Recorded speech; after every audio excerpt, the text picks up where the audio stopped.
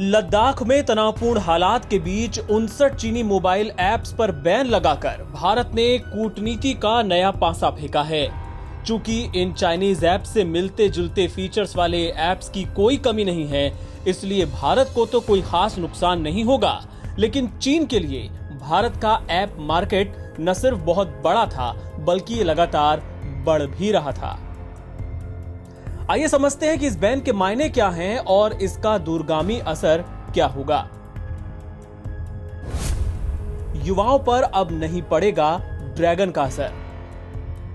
भारत उन देशों में है जहां इंटरनेट के दाम दुनिया में सबसे कम हैं। यहां 80 करोड़ से ज्यादा कंज्यूमर्स हैं। इनमें आधे से ज्यादा स्मार्टफोन यूजर्स 25 साल या उससे कम के हैं। टिकटॉक भारत में सबसे ज्यादा डाउनलोड किया जाने वाला ऐप है। इसके 12 करोड़ से भी ज्यादा एक्टिव यूजर्स हैं। ये उन इलाकों में युवाओं के बीच खासा लोकप्रिय था जो आमतौर पर आधुनिक सुविधाओं से अछूते हैं।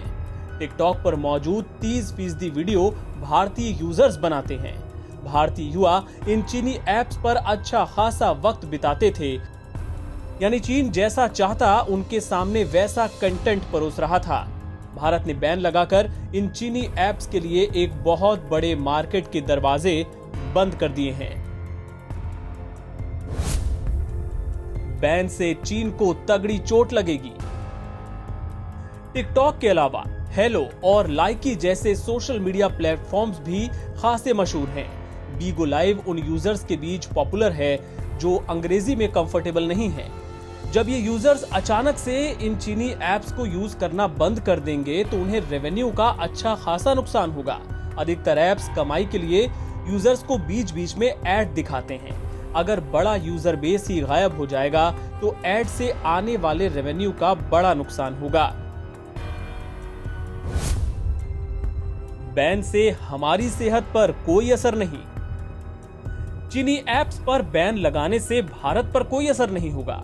जो यूजर्स उन ऐप्स को यूज किया करते थे उन्हें अब विकल्प ढूंढने होंगे जो मार्केट में कम नहीं है। दूसरी बात, इस बैन के चलते कई भारतीय डेवलपर्स ऐप्स बनाने के लिए उत्साहित होंगे।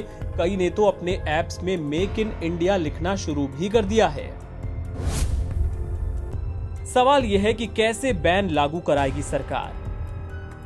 भारत सरकार की तरफ से एक नोटिफिकेशन जारी होगा जिसमें इंटरनेट सर्विस प्रोवाइडर्स को इन ऐप्स को ब्लॉक करने को कहा जाएगा। ऐप के यूजर्स को जल्द ही स्क्रीन पर मैसेज दिखने लगेगा कि सरकार के निर्देश पर ऐप का एक्सेस रोका गया है। गूगल प्ले स्टोर और एप्पल के ऐप स्टोर पर भी यही मैसेज दिखेगा। हालांकि उन ऐप्स का इस्तेमाल जारी रह सकता है जिन्हें एक्टिव इंटरनेट कनेक्शन की जरूरत नहीं है, लेकिन इन ऐप्स को अब कोई नया यूजर भारत में डाउनलोड नहीं कर पाएगा।